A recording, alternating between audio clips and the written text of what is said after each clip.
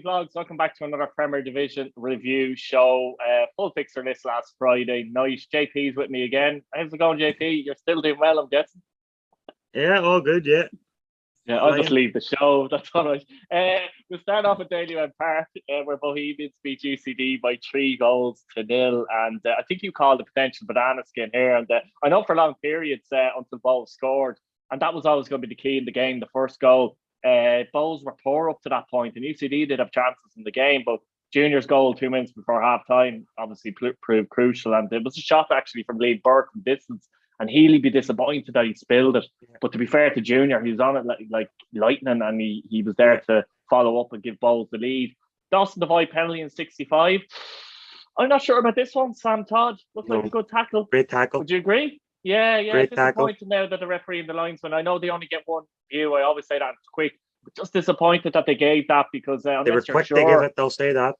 Yeah, unless you were sure. Yeah, I'd wonder why they thought they were sure, because it's disappointing from Sam Todd's point of view, because you're thinking like it is a great tackle, and obviously the boy puts it away and Promise finishes it off with 20 minutes to go. And in the end, a comfortable win for Bowes and an important win, really. They needed to win this. We know that they went to UCD Bowl earlier in the season and came away with a draw. In many people's opinion, they were lucky, but they had to, because with the teams around them basically maybe playing one another, and this was their chance to close the gap. And for once this season, they've done it. And as I say, it was a potential banana skin, just basically because the way UCD have been playing in recent weeks, aside the Derry game. But to get the first goal right before half time would have been a real boost for them, because they've gone in 0-0. Then it could have been a different story in the second half. But look, it was well in the second half before the referee gave that penalty. Now, I don't know how he's gave it, because you only have to look at the direction that the ball goes. Sam Todd gets his toe on it, and you only have to look at the direction that the ball goes. Now, unless he thinks Junior has got the ball, but if Junior's getting the ball, he's going to take a shot, like, really, isn't he? So, I think and he's gone in with 1 foot. He hasn't gone in like 2 foot. He hasn't gone in with 2 foot there. Now, the only other reason I can think he may have given it, which would be very, very harsh, is that he's given it for studs. But sure, it wasn't high. He was on the ground. He's got the ball. Linesman needs to help him there, in my opinion. Just take a few seconds and say, look, no, he's got the ball. Give a corner. Because in that case, if you're right there, in that case, Sam Todd literally can't do anything, can he? Just can't. Just let him stand there and stick the ball in the back of the net. What's he supposed to do? Somehow he misses a sitter. What's he supposed to do? Like, because at that point, it's 1-0 in the game, and Bows get that there, and they go 2-0 up. Look, they potentially probably would have went on and maybe won 2-0 or 3-0 anyway. Maybe they would got a second goal further down the line, but at that point, then it just really probably kills UCD in the game, because at 1-0 you're always in the game, and in my opinion, it wasn't a penalty, and it was a bad decision for the referee to give that. So, look, for Bows, they'll not care. They went on, they scored 3 goals. They've kept a clean sheet, which will be pleasing for them as well, because we know in other games where they were maybe 1-0 up or 1 goal up heading into stoppage time and coming out with maybe 1 point or 0 points. So yeah, you feel like there have to be a couple of goals up late on, don't you? Or they have to be winning well. You do. Like, once they went 2-0 up against UCD, you never ever thought that they would throw it away, no matter how bad defensively they've been this season. But the first goal, going back to the first goal, as you say, Lorcan Healy be disappointed. He hasn't held it. Quite especially similar right in half time, it's a killer. Yeah. They can get in 0-0. Yeah, quite similar to last week against Derry, where Donegan had one from distance. It went through him as well. So, but look, as I said in the build-up to this game, the preview show, every game for UCD is a free hit as far as the public or everybody else within the League Ireland is concerned. So, but as I did say as well, they need to start picking up points, because there was always a chance that Harps were going to get a win where they weren't expected to. And unfortunately for them, Harps did get that win on Friday night, so they're 6 points behind now, and we're not even halfway through the season yet.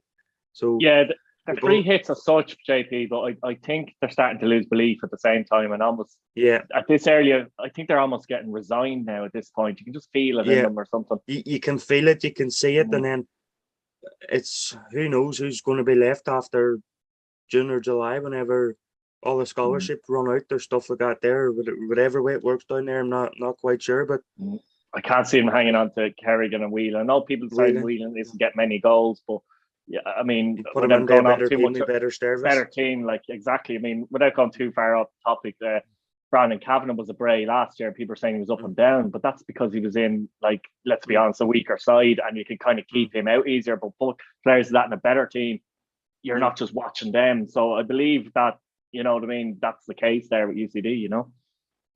Yeah, and I know at the start of the season we believed that they wouldn't be an hour Longford, but it's looking increasingly likely that it could possibly be worse. Look, I don't want to be too critical on UCD because they came up against all the odds last year and fair play to them. Like they beat what was on paper a good Waterford side who were in disarray and they took advantage of that on the night. So you have to give them credit for that. But I think they knew themselves they were going to be up against it this year, and it's shown very much likely that they're going to be. Look, they'll fight in every game, no doubt about that. But just think that they're going to lack the quality throughout the season, aren't they? Yeah, I think so. Finished Sligo Rovers 1, Shamrock Rovers 1 in the Rovers derby. I always say that for our Sligo friends. Andy Lyons again, 23 minutes. He leads Ronan Boyce by 5 goals to 3. I'm sure Ronan Boyce is devastated by that, despite Derry winning 4-0 at the weekend. But in all seriousness, and again, a corner though. He nips in and he wins a header from a corner. How are defenders letting Andy Lyons score headers, etc. from corners? At this point, come on. that's 3 I think he scored this season from corners, and at this point you're thinking the opposition must be saying in their team talks before the game is like, keep an eye on Lyons, don't watch where he goes in the corners, because he's got 5 goals this year and I think 3 of them's been from corners, hasn't it, really? We know he scored that great goal in Finn Park where he took it like a seasoned striker, like, didn't he? So he's got everything. The other header was in that game as well. That's right. Yeah. But from a corner. At this, he's the top goal scorer, I think, for Shamrock Rovers as well, isn't he? So you're just thinking, without his key goals, where would they be? You know what I mean? So, but look, it's a disappointing result for Shamrock Rovers. But at the same time, we knew that their 6-match winning streak was going to come to an end at some point, and we thought that it could potentially be this game, and it turned out that it was. But I never watched the game, but I watched the ending of it because the Derry game finished a wee bit before it, so I managed to watch the last. Yeah, that finished after about 30 minutes, JP. Yeah, I watched the 5 minutes injury time and a couple of minutes before that, and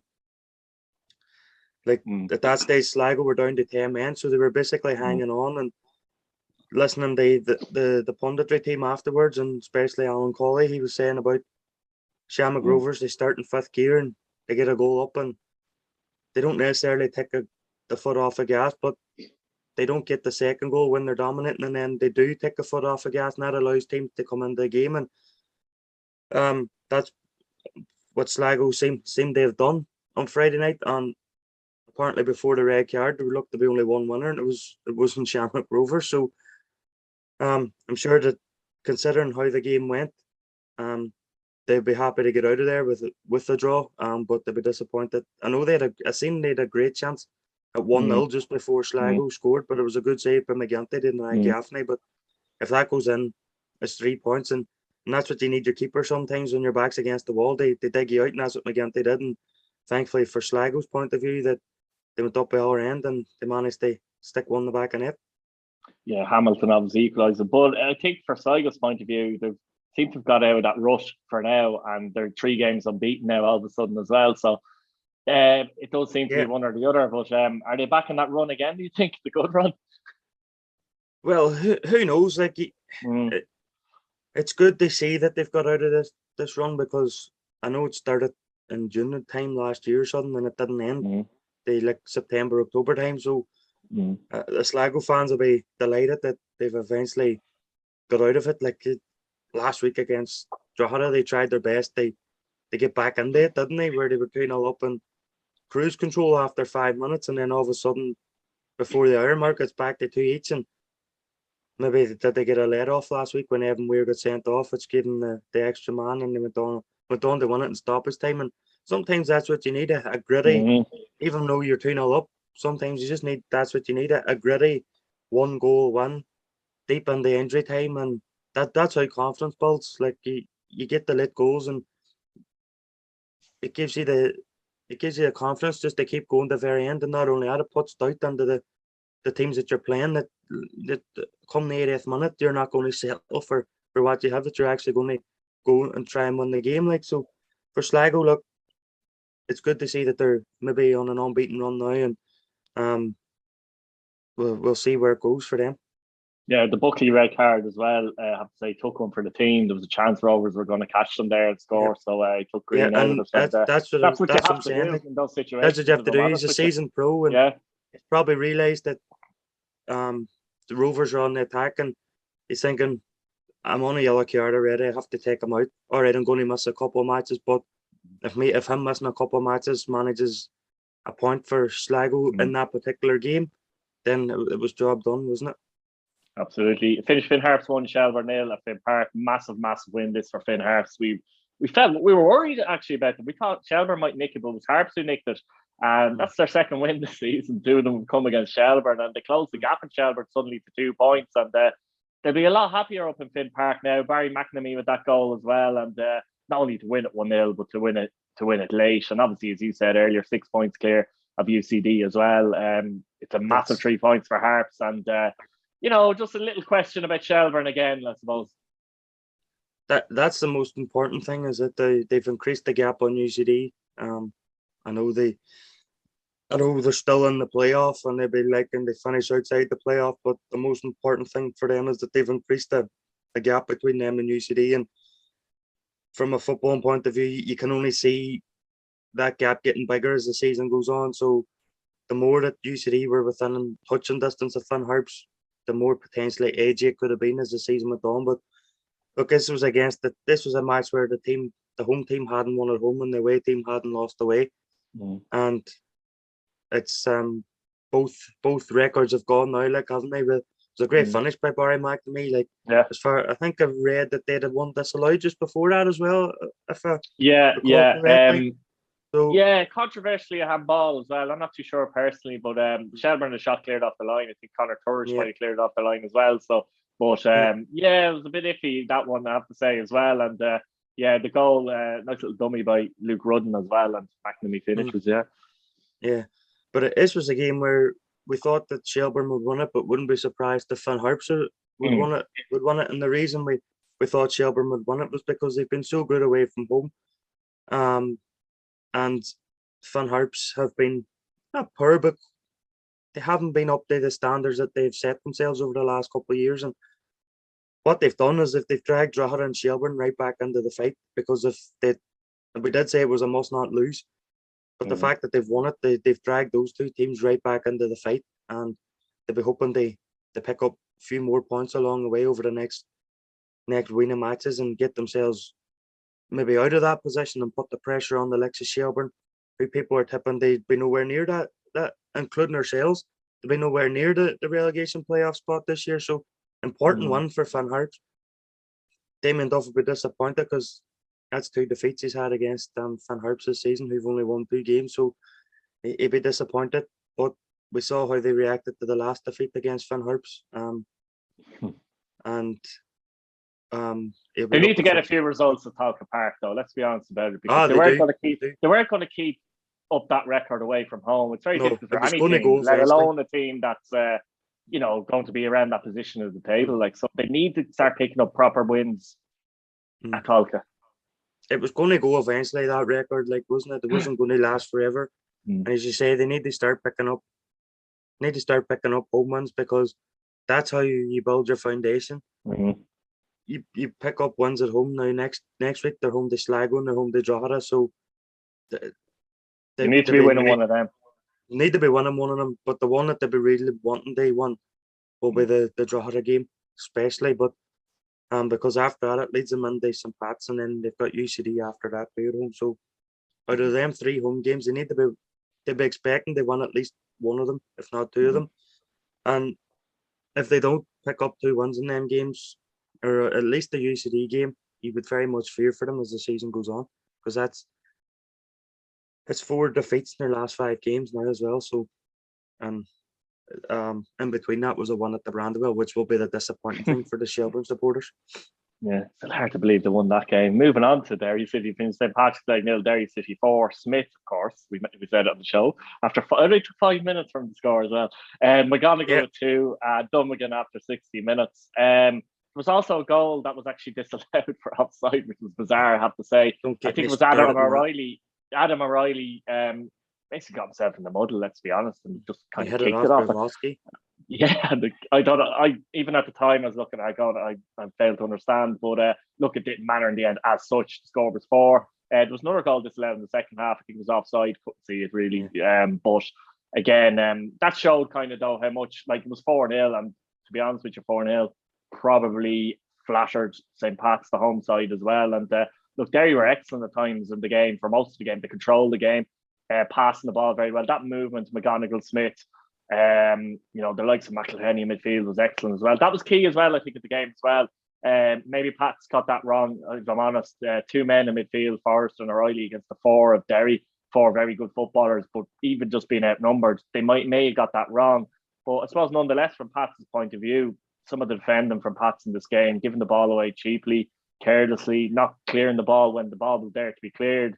And it just felt like Derry were good, but it did feel like it was too easy. They shouldn't be going to Richmond Park, and I suppose, let's say, dominating in the way they did, JP, I guess. But great result for Derry, and even better that they're 3 clear.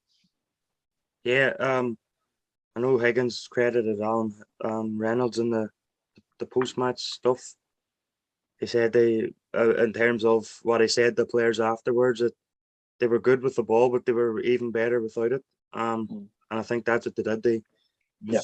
They just seemed to integrate this high press in the game and not give St. Pat's anything. And St. Pat's, for the first half an hour, for the first 10, 15 minutes, didn't seem to get a grip with it. Like, Matty Smith scored, and a few minutes later, McGonigal makes it 2-0.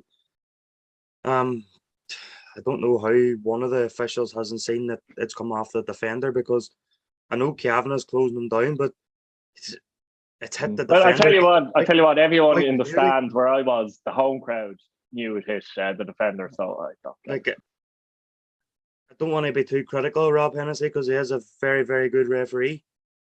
But him and his officials have to get that one right. They have to get that one right. I think the linesman in particular needs to get that right, though.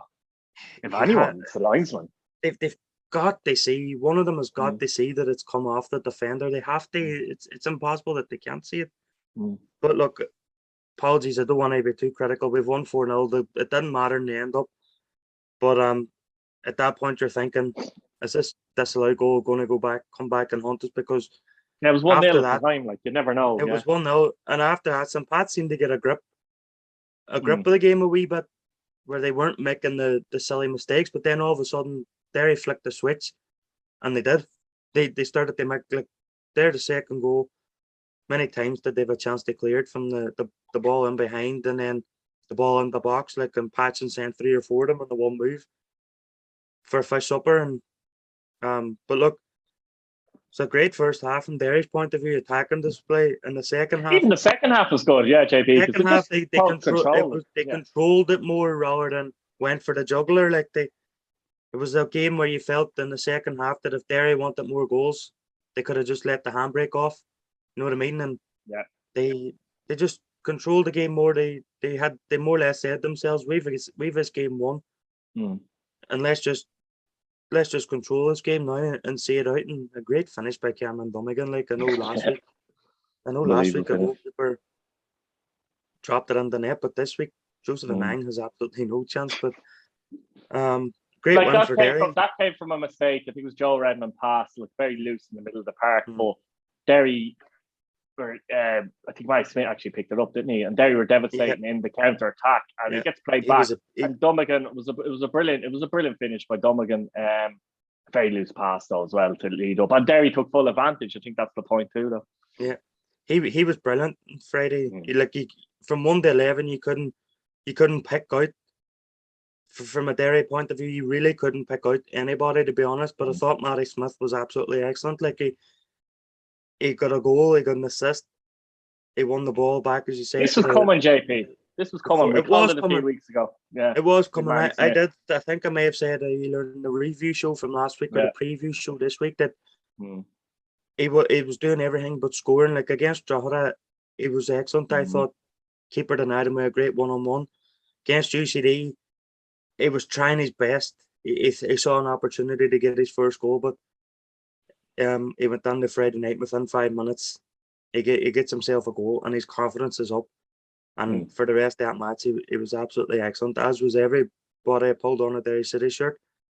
And a great win, especially putting a 4-0 win down to Richmond Park, where I know some Pats haven't been in good form at home, but they haven't been getting hammered at home. And I think you can very much put this in the hammered category, can't you? Unfortunately, you can. I suppose for Derry now, they're also 3 ahead of Shamrock Rovers, and obviously Shamrock Rovers in a couple of weeks. Wouldn't it be great from a Derry point of view if it was a case of if Shamrock Rovers beat Derry, they're still not necessarily ahead of Derry, though? That's the situation you kind of want to be in if Shamrock Rovers beat Derry, of course, as well. Yeah. Yeah, that's the thing. Like Derry have 3 big matches now before they go to Tala. Like they've Bows, 2. Sorry, I think they've Bows and Pats, and then they've got the Tala game. So if they win them 2 games, they'll be going to Tala. I don't think Shamrock Rovers are playing on the Monday night that Derry are playing some Pats. So potentially if we beat Bows next Friday night, we're going into the St. Pat's game with a chance to open up a 6-point lead going to Tala, which even though at this early stage of the season can be critical, but look, we're not going to look too far beyond. I know Rory Higgins is only looking at the Bows game next Friday night, because that's going to be difficult, because they've got themselves a big win, 3-0. They become into the Derry game with confidence, but the Derry players their confidence is up. Like they scored 11 goals in their last 2 games, and people were probably expecting the result, the UCD, to get a hammering at some point, maybe from any team within the league, and Derry did it. So the fact that then Derry went out the next week and done the exact same demolition job, genuinely a good St. Pat's team. Like I'm not going to say a terrible team by any means. Not a terrible team. It's a good St. Pat's team. Yeah. Like I don't think anyone will go to Richmond Park and win 4-0 this season again, JP. That way. Like as Derry point of view, they have to look at where Rovers have been there this season and they've lost. And that's the thing, that Rovers went there and lost. So that's a positive from a Derry point of view, that they've gone to a ground of a really good big top team, and they've put them to sword. So look, we'll not get too far ahead of ourselves, but as you say, for Derry to go to Tala and know that if Derry can go into a game in Tala and knowing that if they lose, they're not totally out of it, like it, or if they win. But look, Tala's 2-3 games away, so don't want to get too far ahead of myself. I'm looking forward to the next couple of weeks, I have to say.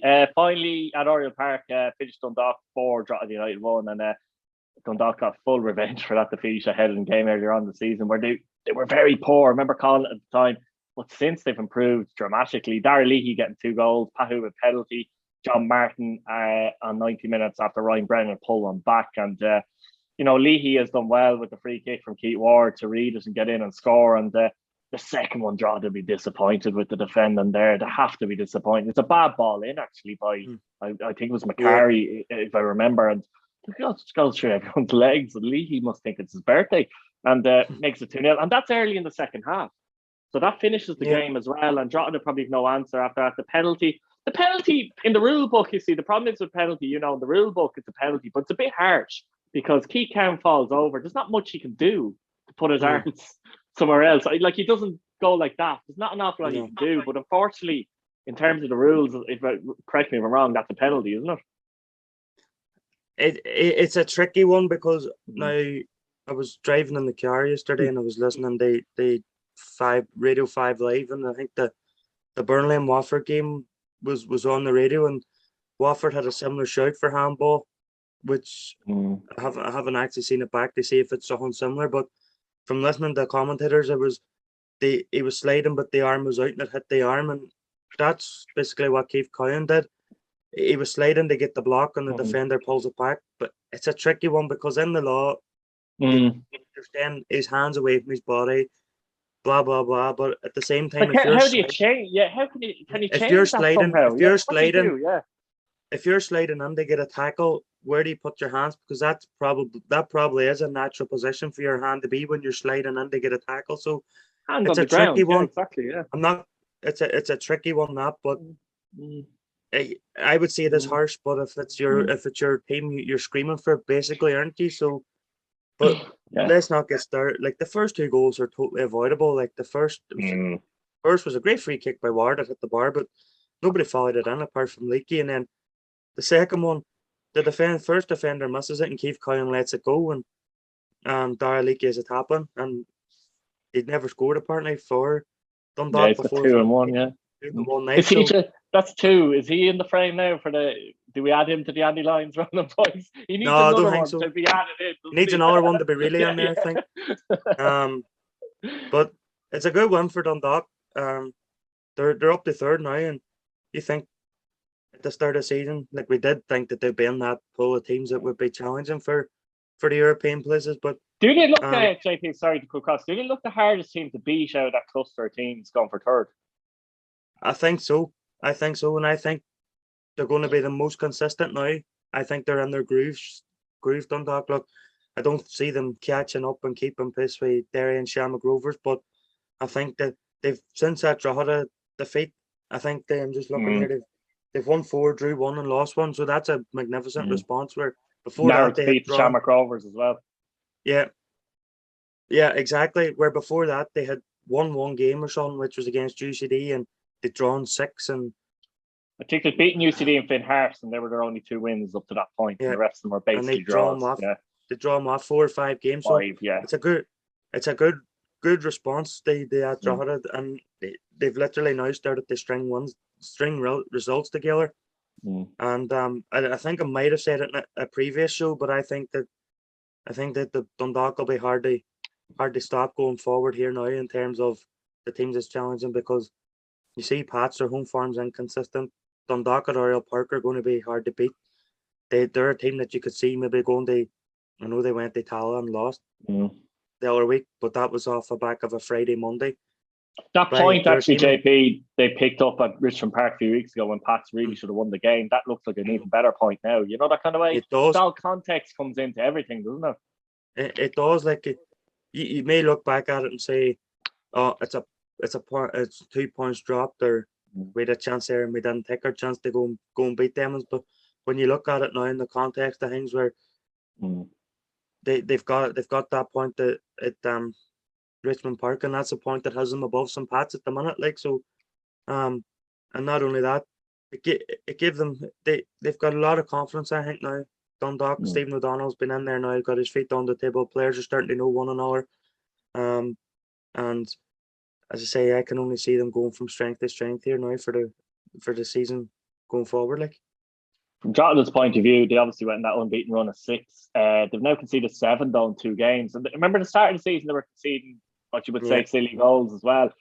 They've kind of come back into their game a little bit. I mean, they were 2 down against Sligo there for 3 minutes the other day, like, you know, as well. I know they got back into the game, fair play to them, but, you know, you're giving teams goals again. And that's something Kevin Doherty, you know, will want to, you know, not get sucked back into basically again. And as you said, Finn Harps now are only 3 behind, Drogheda a point above Shelbourne. So it's important that they, you know, I don't know what it is, but get back to basics again, because they kind of got that, you know, for a few weeks. And as I said, 7 goals in 2 games and some poor goals.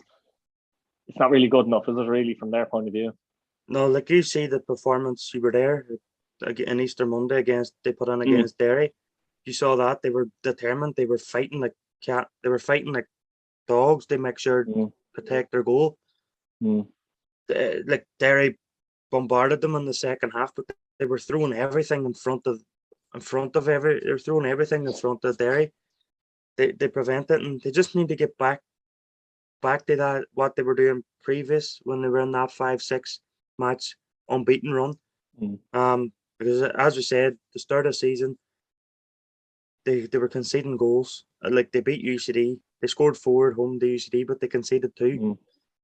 Things like that there where, and they just need to say get back to basics. I know they have a few injuries which could possibly be catching up on them.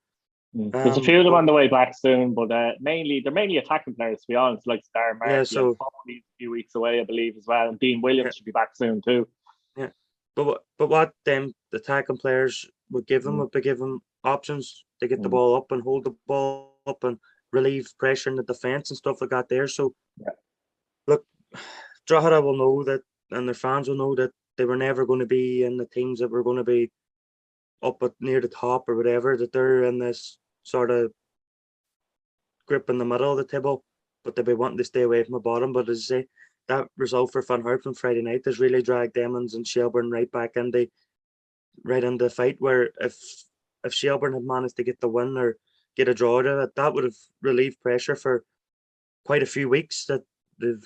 But for now they're looking, I know we're early doing a hit talking about relegation and title winning in Europe at this point of the season, but still you can see a little bit of a a curve developing, if you like. Yeah, you can see now something developing that they've been dragged into that where they didn't want to be, basically, and they need to get back to basics and put together the kind of results they did previous to the Derry game and just go again, because I think they do have the quality in their team to get away from that mix over the course of the season. But the one thing is that they won't want to be in it for too long, because we know at some point Harps are always a team that can put a run together, and Shelbourne and Drogheda will not want to be the team that ends up dropping in there, because once you get in there, it's hard to get out of. Absolutely. Thanks, JP, for coming on. Guys, we'll leave it there. Let us know what you think of the comments. Plenty of goals, plenty of I suppose controversy, penalty decisions, etc. and all that kind of stuff. But let us know what you think of the comments. Subscribe if you're new and hit your bell notification button so you don't miss the video. Thanks for watching, guys. Lovely, JP. Thanks.